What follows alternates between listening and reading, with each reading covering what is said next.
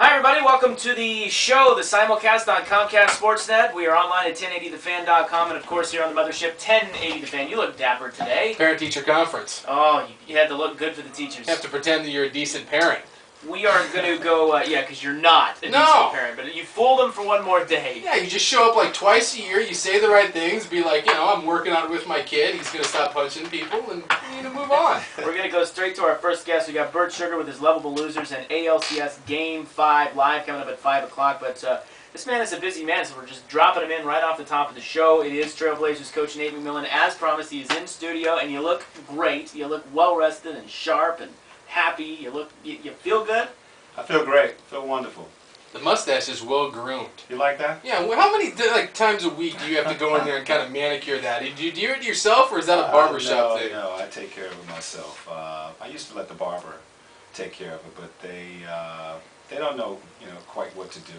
So I take care of it myself about 3 times a week. They never do. No, they don't. Why is handsome Joe Freeman of the Oregonian with you?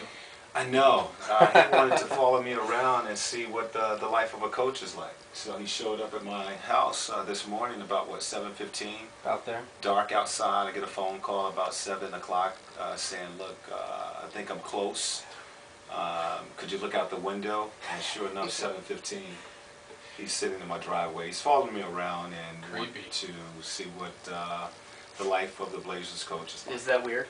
Very. Yeah, it's strange. It's got to be a double-edged sword, because when you suck as a team, no one cares about you. Yeah. All of a sudden, you're going to be good. People think you're going to be good. Everyone wants a piece of you. Well, I tell you what, we're getting a lot more attention now than we were a few years ago, and it's great. Everybody's excited. We, as an organization, is excited. So, yeah, I'm looking forward to the season. Trailblazers coach Nate McMillan in studio on 1080 The Fan. Now, I just got this. This is breaking news. David Stern has announced that they're not even going to play the season. They're just going to hand you the championship. No, That just came across my email. Did they? I don't know what to say. You're going to have to play for the title. It's going to be like in the Karate Kid, where Daniel LaRusso wins the tournament, so they just grandfather him in. You guys just get to play for the NBA title this year. You go straight to the end. Be patient. Be patient. I think, we're going to have to be patient with this team. We know we have potential, and we know that everybody's excited about this young group of players, but we're going to have to be patient with this group of guys. I think this year we got to see and watch the development of Greg and Brandon and LaMarcus with Greg. So expectations are high, and everybody's excited about Blazer basketball, and we're glad about that. But we know that we have some growing to do. Do you feel, or I guess maybe the better question is, does the team feel the pressure to go out and perform? I mean, you go out normally, you start 500, let's say in your first 20 games, people are happy. You start 500 this year in your first 20 games, there are going to be people that's going to be asking, what's wrong with you guys? Well, it doesn't make a difference what the people say. We as an organization know where we are and where we're trying to go. Our goals this year is to reach the playoffs. We feel we will have a chance to possibly make the playoffs if all of our guys are healthy and they have good seasons. Last year we had our players who really play well. Brandon Roy became an all-star last year. Travis Outlaw had some considerations for the 6th Man of the Year award. LaMarcus Audrey played well, and there was some conversation possibly one day being an all-star. So all of our guys showed improvement last year, but it wasn't enough to get to the playoffs. And we know that a similar season we must repeat to have a chance. So if our guys play up to their potential and we're healthy, I think we have a chance at possibly making the playoffs. Is the West as good as it used to be? I think it's just as good, if not better. I think Houston has really improved themselves. The Clippers with Davis joining that team, I think they're going to be better. People were writing off for whatever reason Phoenix and some of these teams. The West is as tough as it's ever been, and New Orleans seems to be the young and upcoming team, and we've improved ourselves. So I think the West is going to be very tough this year, but we did well in the West last year at home. We need to do better on the road. And I think if we can improve that road record and stay consistent with what we did at home, again, we have a shot at reaching the playoffs. You talked about kind of the growth that some of the guys had last year. Is that a dangerous thing to look at? I guess it goes back to this expectation thing, because right now that's all we have to go off of. I haven't really seen the team on the floor. You talked about expectations, and is there a plateau? I mean, just because a guy, you make these jumps, and I think we all just assume the players continue to get better. But you look around the NBA, not every year do guys continue to get better at this exponential curve. There seems to be eventually kind of that flat off, that kind of plateau period. But what do you mean by danger? We look at Brandon Roy at fans or just NBA analysts who say, "Wow, Brandon went from a good player last year to a star." LaMarcus made an 8-point jump, and I think people sometimes naturally assume, well, there's going to be another 8-point jump. Right. You go from scoring 10 points a year to 18. It's not as if next year you're going to be scoring 29. Right. Well, again, that comes down to myself, the coaching staff, and the organization. Kevin Pritchard and I, we know where we are, and we know that we are working with a very young team once again this season.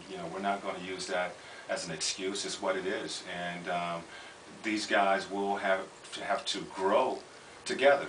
None of them have ever played with Greg, and Greg has never played with them, and it's going to be a learning curve. It's going to be somewhat. It could be a roller coaster ride. For this group early in the season, and you can't rush it. I don't think you can rush it. I think if you rush it, you ruin it. And what we have to do is be patient. I think the one thing that we're certainly going to have to do is get Greg to the floor, get Rudy to the floor with our guys, Bayless. Some of the new guys that we are adding this year, and allow those guys to play basketball. You can't teach experience. That only comes with patience. And I think the one thing we have to do is see Greg out on the floor with our guys, build around that talent, as far as Greg and Rudy, all of these guys who will be playing a major role this season, and allow it to bloom. Talking with Trailblazers coach Nate McMillan in Studio 308 here on 1080 The Fan with Isaac and Sue. Take a listen. I want you to hear this cut. This is Magic Johnson. Obviously, needs no introduction. He's now an ESPN analyst. This is what he says about your team.